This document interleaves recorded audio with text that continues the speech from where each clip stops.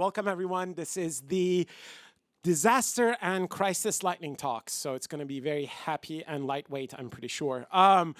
We have 11 lightning talks, so we are going to be trying to be on time, so I'm going to stop blabbering and get going very soon. 11 speakers means each speaker has 3 minutes. About 30 seconds before they're done, Christian over here will give them a very sly signal to make sure they know they only have 30 seconds left. And then I'm going to ask at the 3-minute time, Christian will do another sly Team America style sign, and we're all going to give a big applause to the talker, and we're going to do a switcheroo. Right before every speaker, I'm going to read their bio, and we should kick things off with a slide that's not loading on my screen, which is totally great. This is our agenda.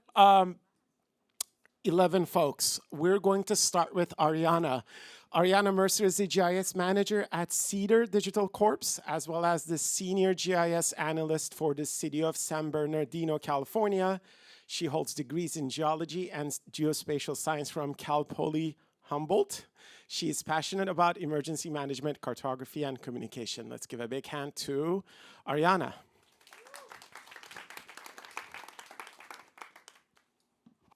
Great, thank you so much, John. I will jump right in. So who is Cedar?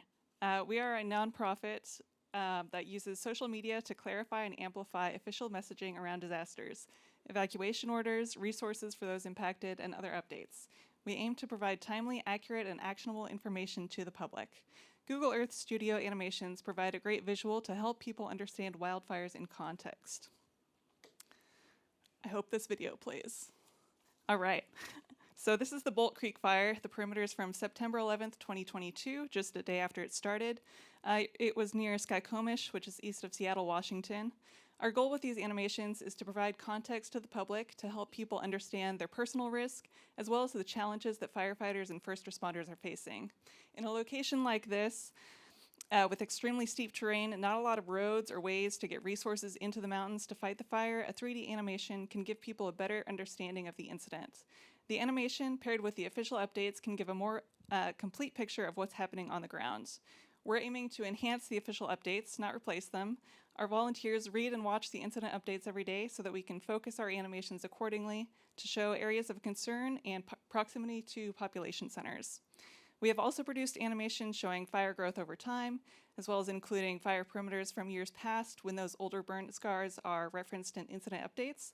We amplify official messaging throughout the incident on our social media channels, as well as sharing these animations to help provide context to the public and encourage people to take evacuations seriously. We use the best data available at the time. Dedicated infrared flights are the gold standard, but they do take time. In California, we're lucky to have FIRIS, the Fire Integrated Real-Time Intelligence System, which provides real-time intelligence data and analysis on emerging disaster incidents. If nothing else, we can use satellite hotspots from MODIS and VIIRS, though that is the least accurate option. The longest part of this process to create the animations is editing the keyframes in Earth Studio. We try to keep the animation short because people have short attention spans on social media. So we try to include the most important and relevant information in the video. What cities is the fire close to? What highways are impacted? But we also try to showcase the terrain, which is, of course, the strength of Google Earth, because fire behavior and terrain are inextricably linked. It's also easier to show the public the ruggedness of the terrain involved by using Earth Studio animations versus trying to communicate the challenges of firefighting in some of these remote locations in words. At the end of the day, we want the animations to be visually captivating as well as informative. We appreciate the interest of the public, and we're always delighted when our videos are shared by local news outlets or by incident managers or PIOs on the incident. And if you are interested in joining us, we're an all-volunteer organization. We always welcome new volunteers. Our website is cedardigitalcorps.org, and you can find the volunteer application there. Thank you. Amazing, amazing. Thank you. We are going to now move on to Erin Lindsay, who is a PhD candidate with the Norwegian University of Science and Technology. Erin is in her final year of her PhD focusing on landslide detection and early warning systems. Her work is part of the KLIMA 2050 research group that aims to reduce the societal risk associated with climate change. She's a proud Kiwi with a BSc in geology from Victoria University and a Master's of Engineering Geology from ETH Zurich. Erin is an enthusiastic but still relatively fresh Earth Engine user. Having next to no prior coding experience, she completed most of what she will present here today in her first 3 months using GEE. Yeah, thank you. Thank you. Okay, so this is Norway, a land of beautiful fjords and mountains, but the downside is living with the risk of landslides. These images show some of the large landslides that were triggered by an extremely heavy rainfall event in 2019 in Western Norway, which will be the case study for this talk. So, in order to reduce the risk of landslides, we would like to predict where they will occur in the future. But the problem that we have with the data in Norway is that most of the landslide points are clustered along the roads, not on slopes where you might expect. It's not because the Norwegians are particularly bad at building roads, but rather that most observations of landslides come from along roads. So the aim is to use satellite images to also find landslides that occur in remote areas. Okay, and how can you do that? So one way is to use change images. Landslides appear in change images as a loss of vegetation or a change in the ground surface texture. With Sentinel-2 images, you could see a decrease in vegetation index. And Sentinel-1, you can see a change in backscatter intensity. So I used 2 methods to make change images. First, a conventional approach.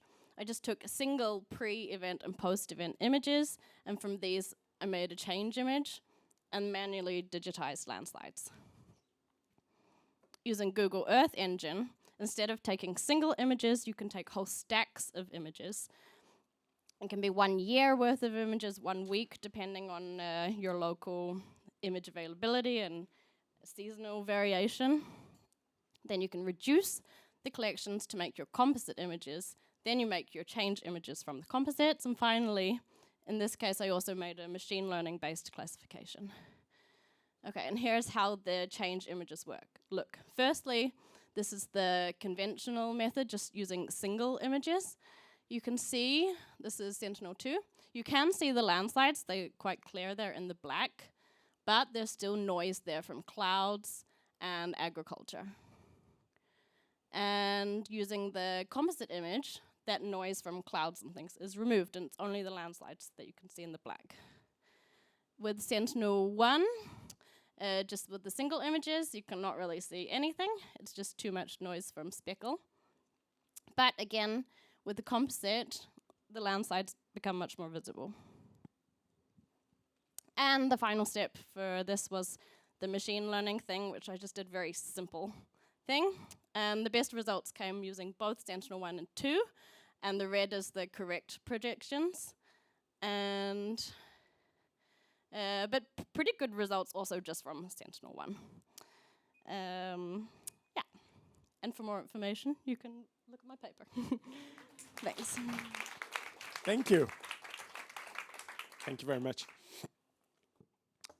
Moving on with Garrett Popovich with the DOT Transportation Safety. Garrett has devoted his career to public safety with previous experience in 911 dispatching, law enforcement, fire rescue, and traffic management. Garrett brings a wealth of knowledge and expertise from several emergency disciplines. After joining DOT as a consultant, he served in various leadership roles within DOT, including as a traffic incident management specialist, RTMC communications admin, and mapping and navigation liaison. My name is Garrett. I'm from Florida. Basically, what we decided to do is, or what we do is, hopefully this plays. This is a quick video.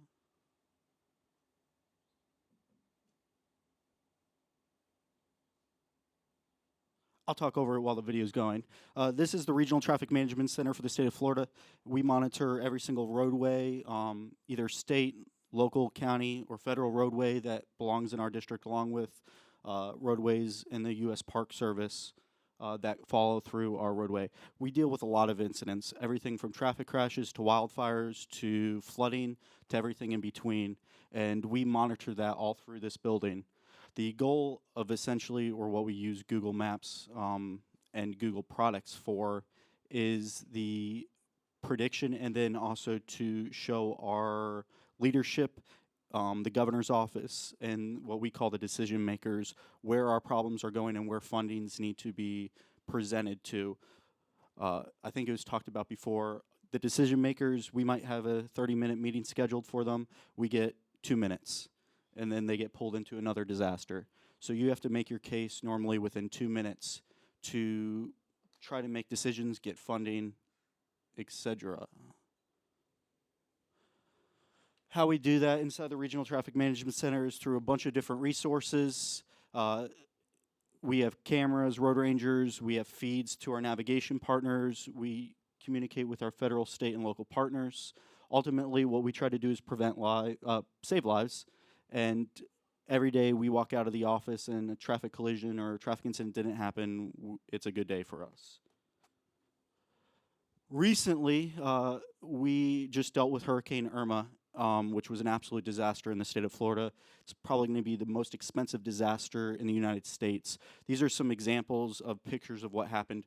We built through the Google base map a basically app that allowed first responders direct access to incidents. And how we did that is because first responders were running into flooded roadways and they couldn't get to rescues. So we needed to figure out a way to get them there using the Google closures and base maps and using that. We worked very tirelessly with the Google crisis team 24/7 for the last week and making sure the base maps were most up to date, so the responders' applications were most up to date. This was a case study essentially we did on I-75 that was a disaster. It was ultimately a fatality that lasted on the highway for over 16 hours. What we were able to do is with the feeds out to our partners is prevent congestion. For I-75, traffic congestion never got over 6 miles, which is a miracle. This was right when we started working with our feeds and providing our navigation and mapping partners those feeds. Normally, if I shut down I-75, I'm talking about 35 miles of congestion. So to go from 35 miles of congestion to 6 miles of congestion was a very noticeable thing. And this was one case study. Unfortunately, we need large disasters like this to happen to prove our point, but out of the few that have happened, we have had that. And ultimately, this is the map, and if you have any questions, you can reach out to me. Thank you. Thank you, thank you, thank you. Moving on with Jiangtao Liu, who's a PhD student at the Pennsylvania State University in the Department of Civil and Environmental Engineering. His research focuses on the simulation and prediction of soil moisture and landslides. As a member of the Multiscale Hydrologic Processes and Intelligence Group, he and his team developed a Google Earth Engine application for planning against the locust swarms threatening food security. Thank you. Hello, everyone. I'm Jiangtao from Penn State. Landslides are one of most common nature hazards, which cause many deaths and property damage. Landslide can be caused by rainfall or deforestation, especially extreme rainfall, which changes soil conditions and trigger landslides. So mapping landslide susceptibility distribution is very important to reduce infrastructure damage. The methods include qualitative mapping directly from a landscape and GIS-based statistical models and machine learning models. With the development of satellite data, reanalysis data, and land surface data, automated landslide susceptibility mapping has become possible. In this study, we use Oregon's inventory, which include time labels and location labels, and we select topographic data, geological data, and dynamic rainfall data, and tested 7 different machine learning models, include support vector machine, and decision tree, and random forest. And finally, we select random forest as our prediction model and display results on Google Earth Engine. For the input data, the topographic resolution have 10 meter resolution, and the dynamic rainfall have 0.1 degree from 1979 to the present. In the future studies, we plan to use dynamic soil moisture data, which is generated from our latest deep learning model. From the results, we can see that random forests have achieved 0.92, which is quite a high performance. And then we build a Google Earth Engine app to display landslide susceptibility distribution daily. Notably, these results are very experimental. About these experiments, focus on models' performance in short-range spatial interpretation. In the future studies, we plan to conduct a temporal experiment, which is mean training at some locations in a time period and testing at the same locations in another time period, and then conduct image segmentation and classification. Yeah. Thank you. Thank you very much. We're now moving on with Kishore Kowtham, who is an assistant engineer at, this is the one that I apologized about, all the acronyms, but he's working as an assistant engineer, operation maintenance with efficient mapping of underground utilities in Chennai Metropolitan Water Supply Board, and also as an active research scholar at the Institute of Remote Sensing, Anna University. His research works was diverse in urban rainfall, flooding, and neural networks. He's currently working on microclimate studies with special emphasis on disaster mitigation in urban and coastal cities for effective preparedness before any disaster. Thank you.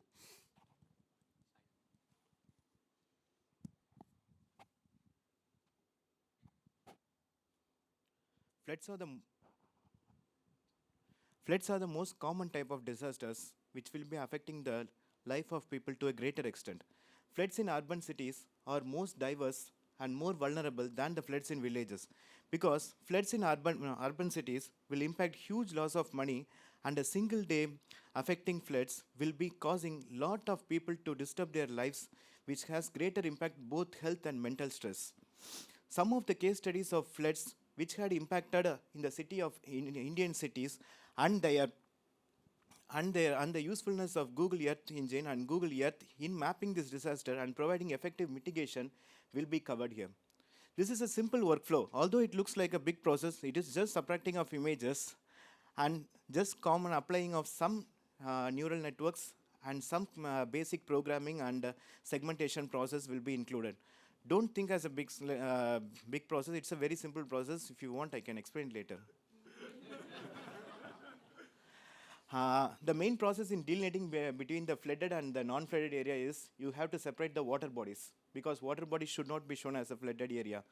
So this is a simple process of a flooding in Kerala, where every year huge amount of life and property in the main city and the capital state of Kerala it will be happening. Cochin is the major city in Kerala, and every year from the year of 2018, 19, 20, 21 and 21, the huge amount of flood, and every year it is having a historical record year by year. And the first image you can see the before flooded area on a dry day, and the second is the flooded day. And the segmented image clearly shows how the water body on the first image is removed and only the flooded area is mapped. This is the comparison with optical imagery and microwave imagery, because basically you should be removing the cloud cover and the final output is displayed. And next, this is the recent Bangalore floods, where unprecedented flood has been happened, and huge amount of, like all the IT companies and even the Google company in Bangalore also got affected during this floods, and it has got shut down. And this primarily we tried to map, and this the many causative factors are many, but this is a simple out of how it in and the built up area and how the flood has impacted is shown clearly. And basically we use Google Earth Engine, and the output is displayed in Google Earth. And for effective mitigation, we try to use flood maps. The combining advantage of Google Earth Engine over years can be combined into a single layer, and we can use how much amount of flood, what is the severity, everything can be mapped, and this can be used as in the future for mapping the further slides. And this is the micro level analysis, that is each state by state analysis of the flood impact area, and over the each area how much amount of flood has been impacted is clearly shown. This is a ward-wise statement of the floods. And currently working on dynamic flood mapping in the urban floods. Thank you.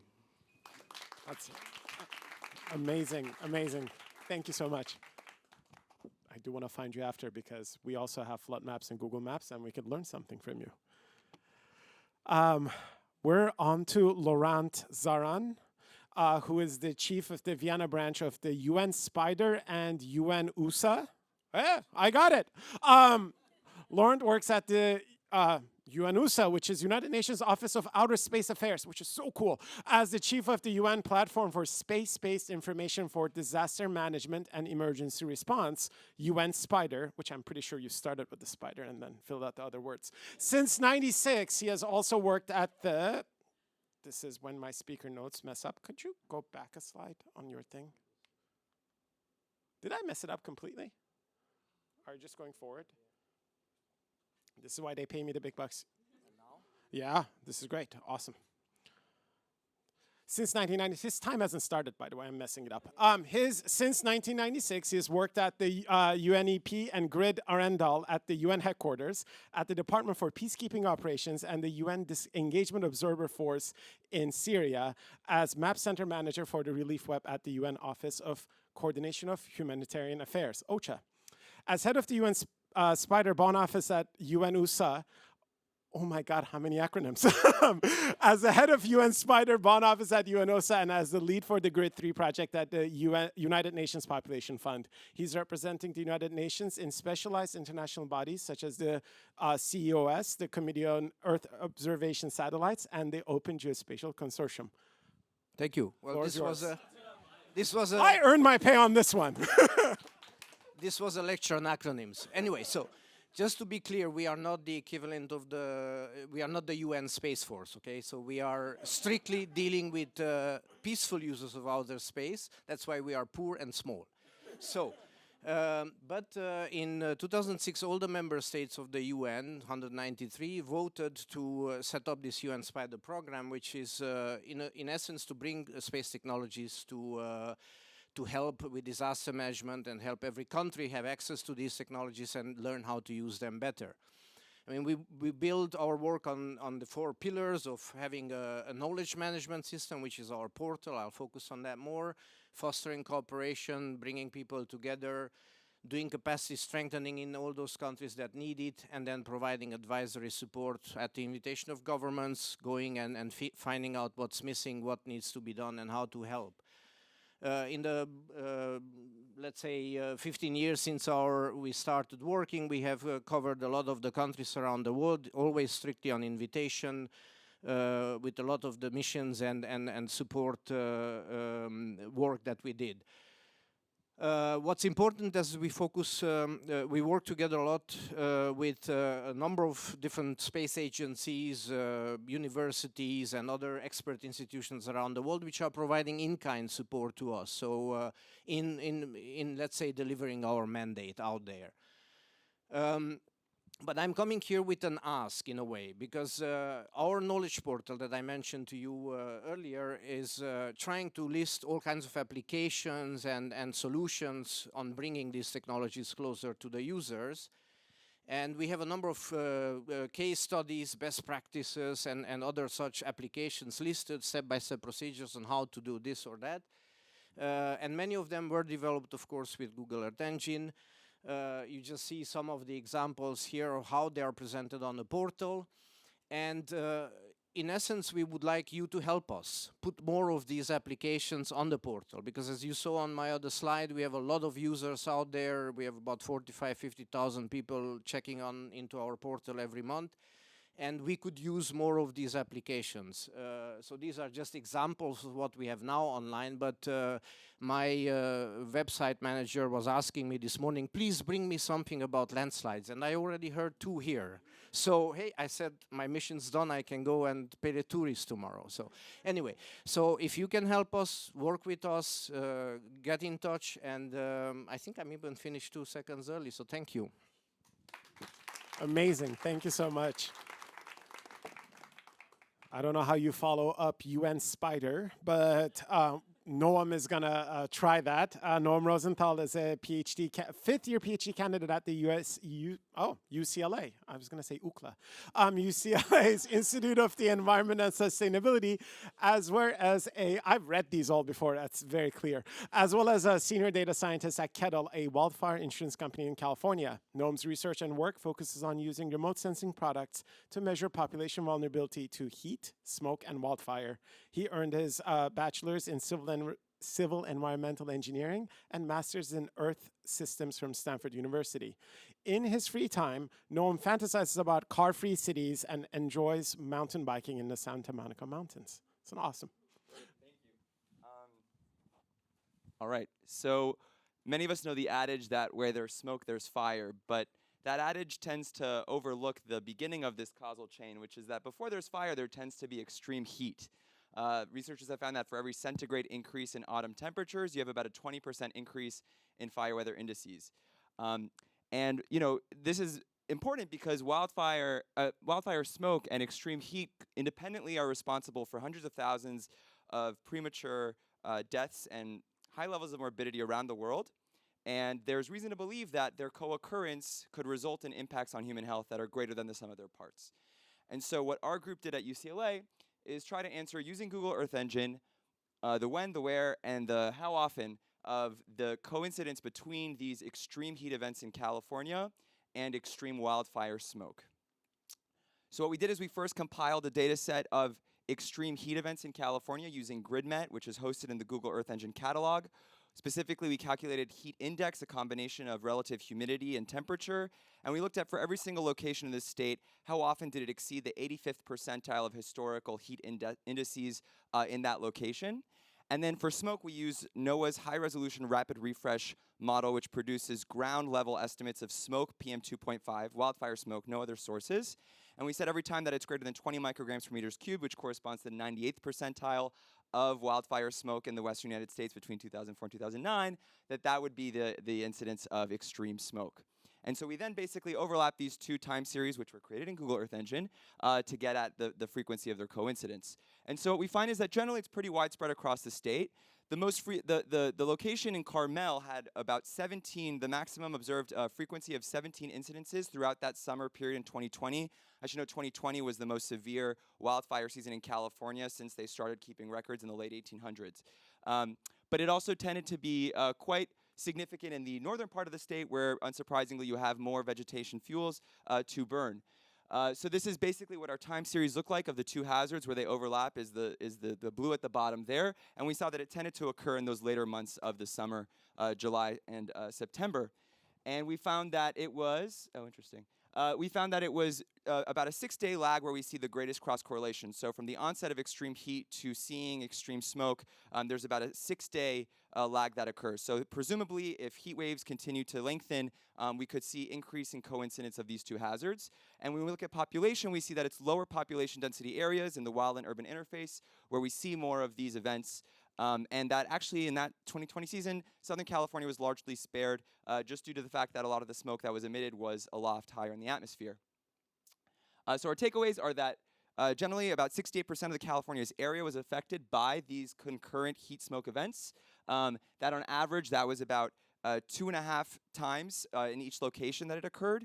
And that was about 16.5 million people in the state. And our next continuation of this research will be looking at hospitalization data in California and seeing how the co-occurrence of these two hazards could be increasing hospitalizations. Thank you. Great timing, great timing. Thank you. Next up is Owen Lutkemeyer, who's an image scientist with the National Geospatial Intelligence Agency. Owen is an image scientist and a remote sensing specialist working at NGA since 2018. He attended the University of Chicago and received his bachelor's in mathematics and physics. While there, he worked as a research assistant in the Enrico Fermi Institute. He currently attends Southern Illinois University to pursue a master's in environmental biology. His professional interests include flood mapping and computer vision for remote sensing. His academic interests include tall grass, prairie conservation, and invasive plant species tracking. Yeah, hi. The main important thing about me being from NGA is we're a pretty big federal government agency who's a manager of a lot of geospatial intelligence for federal government entities. And as a result, we have a large amount of customer demand from all different kinds of regions and different kinds of places who might have low compute resources or low bandwidth or something like that. And so GE has actually been a really good resource for them to push all their processes they do by hand on the cloud. So as an image scientist there at NGA, my main goal is mostly to take things that people like you or scientists like you all make and get them to the users at the end of the day. And so we actually connected with some of our colleagues over at NASA and Alaska Satellite Facility to collaborate with our own experts on flood mapping to combine with their HydroSAR project. And we really wanted to combine a change detection method that we had been using with their fuzzy logic-based, hand-based detection method. So these are just the quick steps. They're not, I'm going to go through these pretty quickly, so if you have questions, ask me that afterwards. But basically the idea is to autocorrect the terrain data that we collect from GE and then apply a Gaussian mixture model to determine what in the image is classified as water and not water.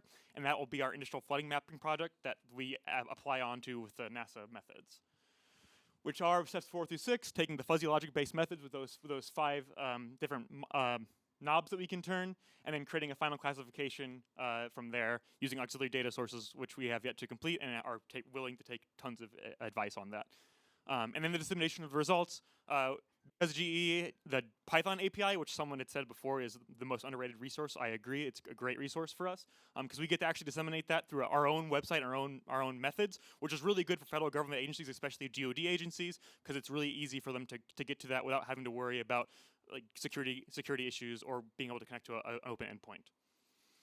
So here's just some of the examples we got from our initial flood product. This is actually on Houston during the 2017 hurricane.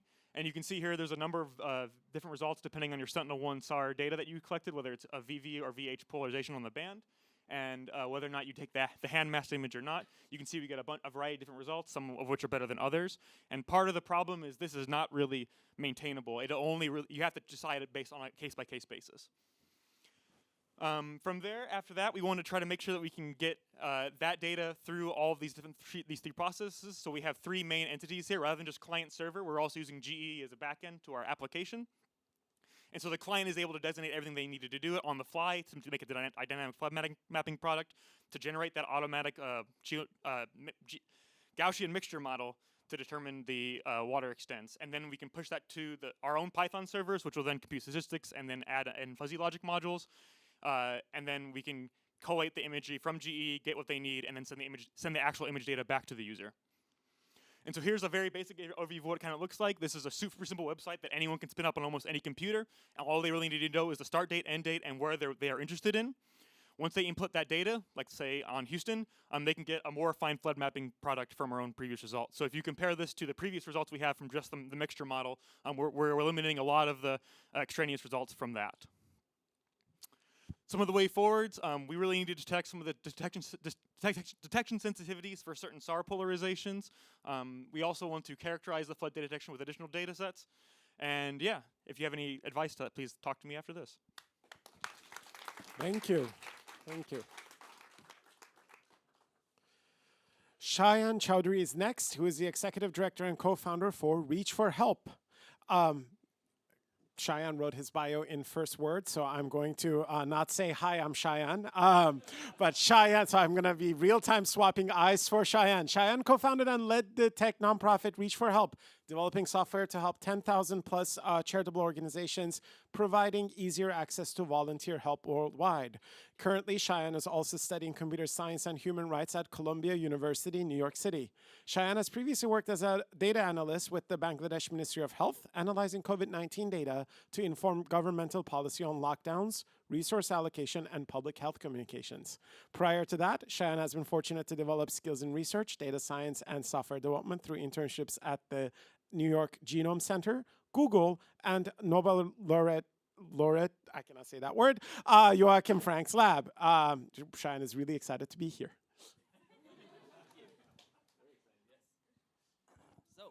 Thank you so much, everyone. I'm Cheyenne, as you mentioned, and here I'm going to talk today about my nonprofit Reach for Help. So what is Reach for Help? To answer that question, let me tell you all a story.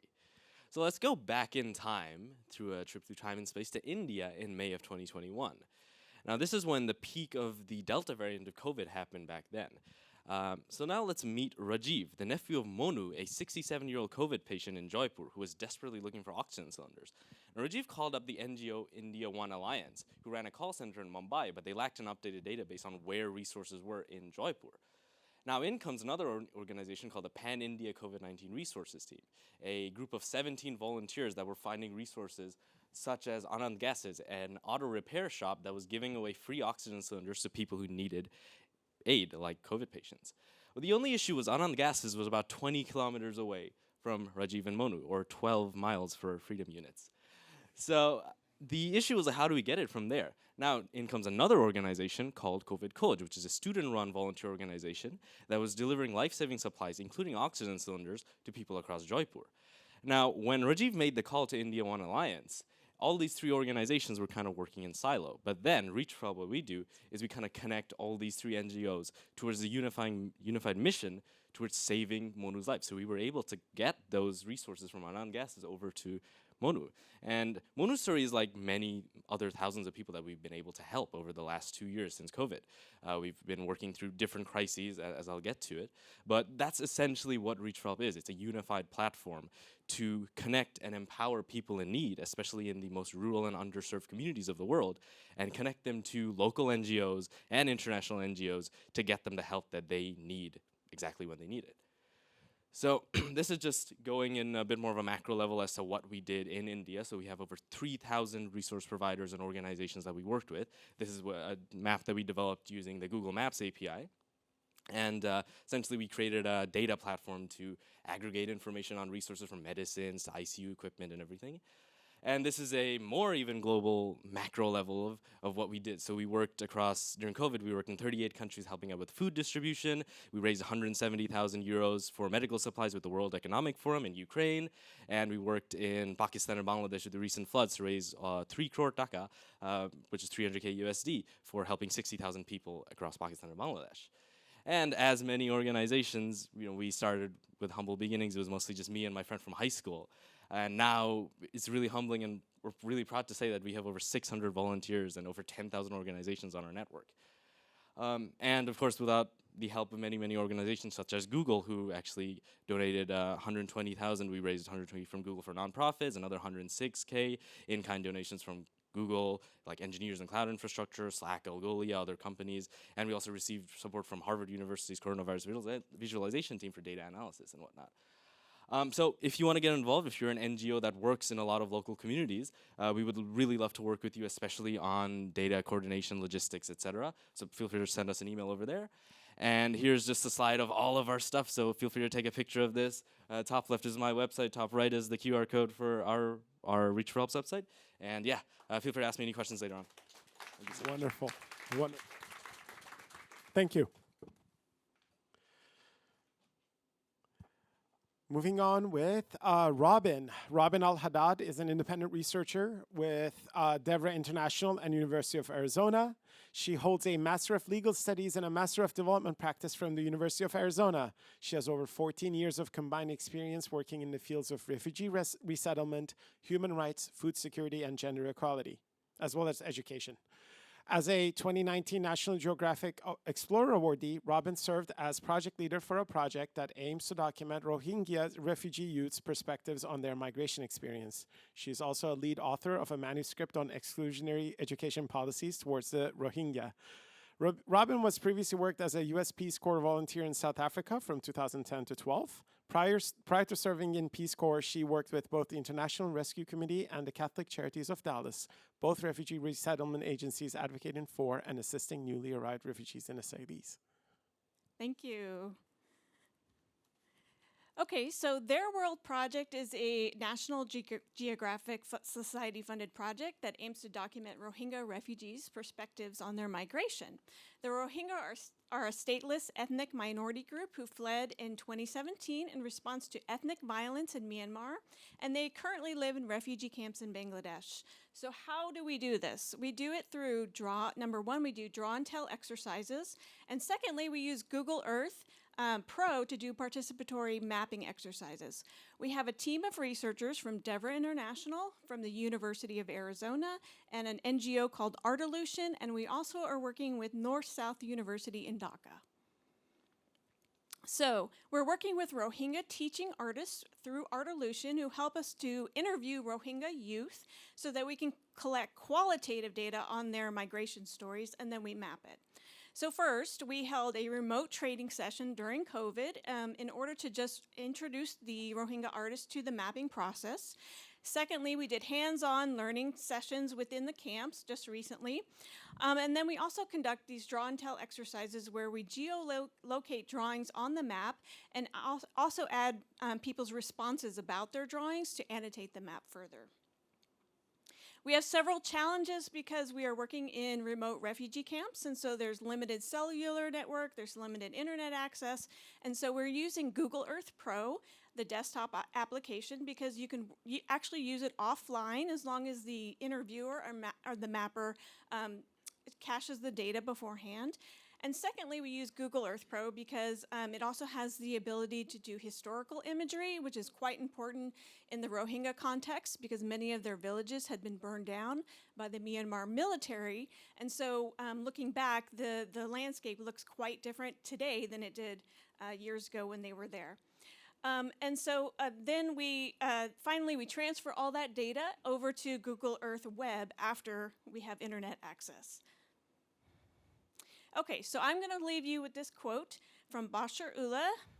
He is a Rohingya refugee artist, and like most of us, as the first time you get onto Google Earth, we like to find our homes, so he was the first one in the group to find his home on the map, and also remember that the Rohingya haven't seen their homes in the last 5 years.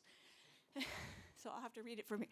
Okay, from the very beginning, they removed our names from the past, and since 1942, we were not allowed to do many things. When we came here, we learned how to draw and how to use pencils and how to use colors, and now we're learning how to draw our own maps. The military tried to remove our names, but we are now making our own maps so people can learn our names. I am very happy the Myanmar government is not able to remove our names from the history because we're learning how to do our maps. We're learning how to do maps right now. And when I see my house here, I'm crying on the inside because it's like being home. Thank you. And feel free to talk to me afterwards. Thank you so much. Next up is Yifang Bon, who's a professor of the KTH Royal Institute of Technology and Associate Director of Digital Futures, Earth Observation, Big Data and AI for Wildfire Detection and Monitoring. Dr. Ban is the professor and director of geoinformatics. Oh my God, today's all right. We're gonna do this. We're gonna go through it. No, it's all good. Dr. Ban is the professor and director of geoinformatics division at the KTH Royal Institute of Technology and the associate director dissemination and impact at Digital Futures in Stockholm, Sweden. Before joining KTH in 2004, she was a tenured associate professor at York University in Toronto. She received her PhD from the University of Waterloo in Canada. She's the PI for a number of impactful projects, including EO I4 Global Change, SAR4 Wildfire, Climate Change-Induced Disaster Management in Africa. Professor Ban is also the co-chair of ICA Commission on Sensor-Driven Mapping and a co-lead for the GEO Initiative Global Urban Observation and Information. Thank you very much. So I would like to tell you a bit of our work on early detection and near real-time monitoring of wildfires. As you all know, wildfires has been increasing in intensity, frequency, and duration in the past several years. And it has devastating human and environmental impacts. Since the launch of Landsat in 1972, many Earth observation satellites have been launched. They provide excellent data for near real-time monitoring of wildfires. So just some example of the images. To the left are the ghost image elevation. We have data every 5 minutes. So you can get to see the wildfire directly, but it's not a good locational accuracy because it's 3 kilometer resolution. On the right is also coarse, but it's a better, modest image at 500 meter resolution. You can see active fires and burned areas. And then we also have those Sentinel-1 and Sentinel-2 images at 10 to 20 meter resolution. They provide a much clearer picture of exactly what's going on with the wildfires. These are 2 large wildfires in Canada and California last year. So yeah, both radar and optical images provide, good detection of wildfires and their progression.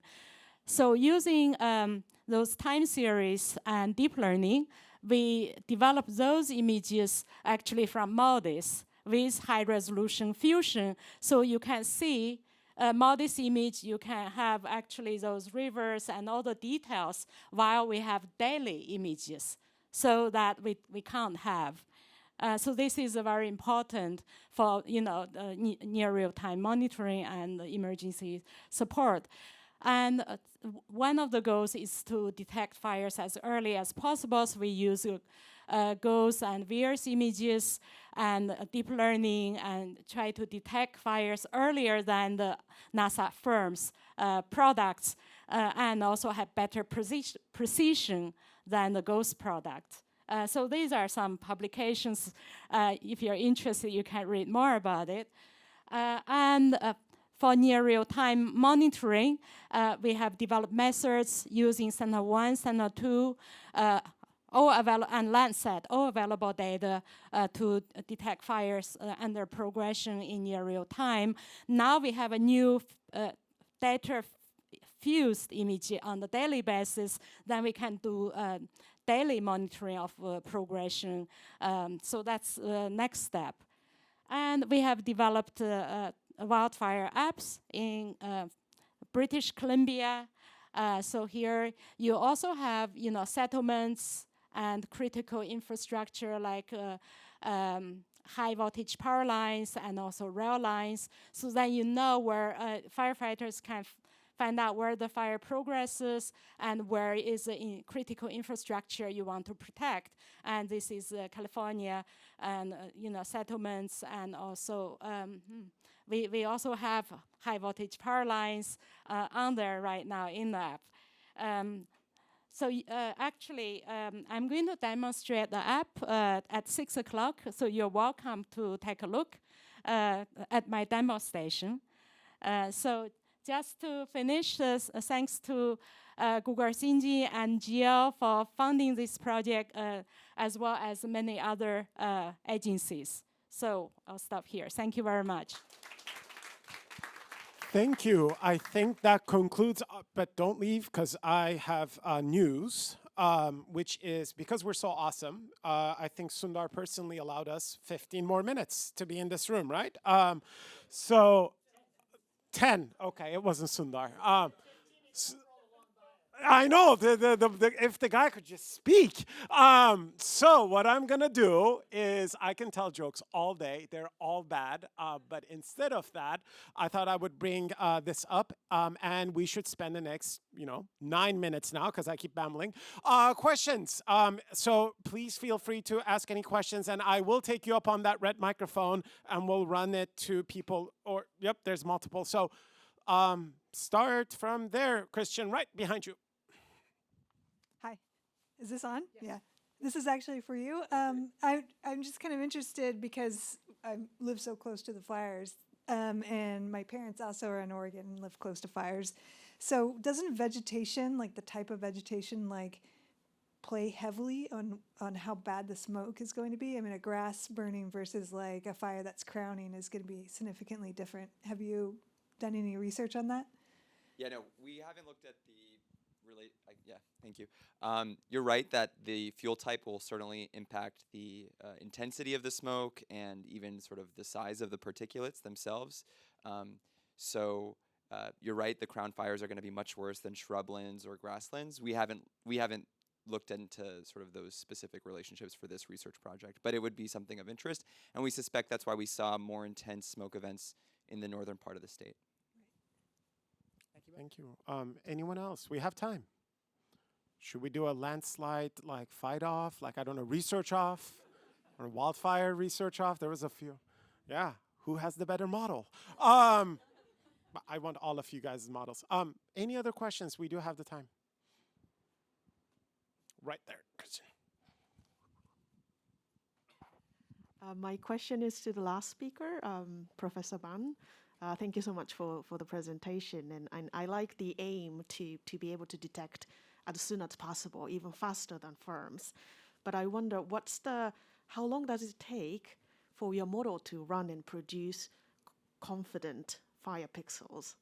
Is there a time lag in running the model? Thank you. That's an excellent question. Since we actually use past fire events to pre-train the model, then we can deploy it as soon as a new image comes in, so it goes pretty fast.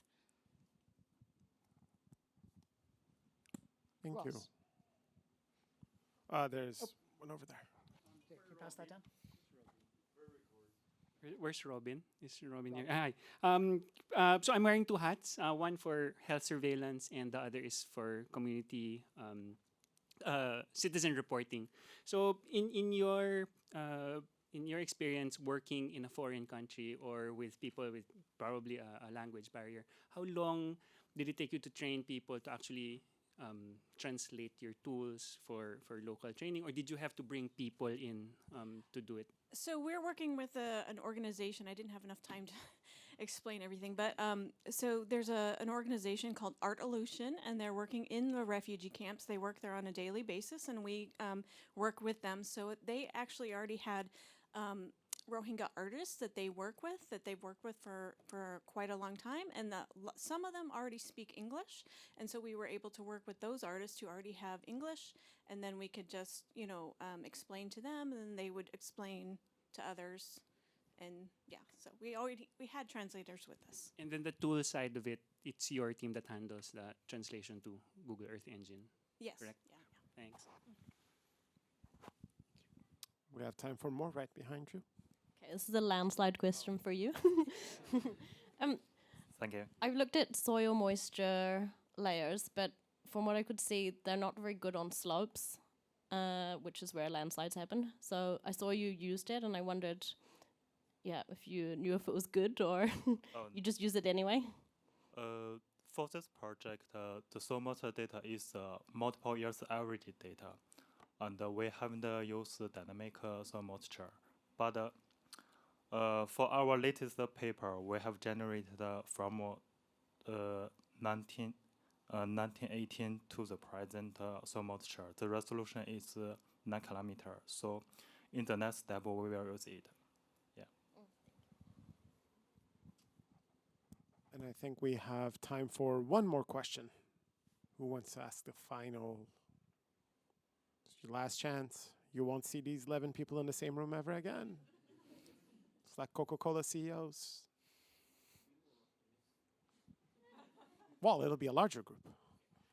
So my question is actually to you, Robin, as I actually worked also in the Rohingya refugee camps with the UN, the UNHCR, and UNDP, and a big problem there was actually like, how do we help a lot of the Rohingya youth and many of the people there? How do we help them sort of get back up on their feet, like become self-sustainable and sell products? So that was like one thing that we were working on with UNHCR and WFP on. Was there any discussion about like using art as a means to help, like basically sell them as a means to get a lot of the refugees kind of some disposable income and some income in that sense as well? I mean, it's challenging because in Bangladesh, the Rohingya are not actually allowed to work, right? and then, they're also relegated to the refugee camps. They can't go outside of the camps to sell any products or anything like that. So there are organizations that you probably may have heard of that do like trainings and things like that. But in this particular organization we work with called Art-Aleutian does work hands-on to teach art as sort of a therapy, but also as a way to build life skills. Yeah, but there's no direct, unfortunately, way for people to make money that way. I'd actually like Yeah. to discuss with you that. That is a project that we were working on, actually. But Great. Thank you both. thank you. Well, thank you, everyone. I think we're done with our session. I really, really appreciate all the speakers and all the audience here.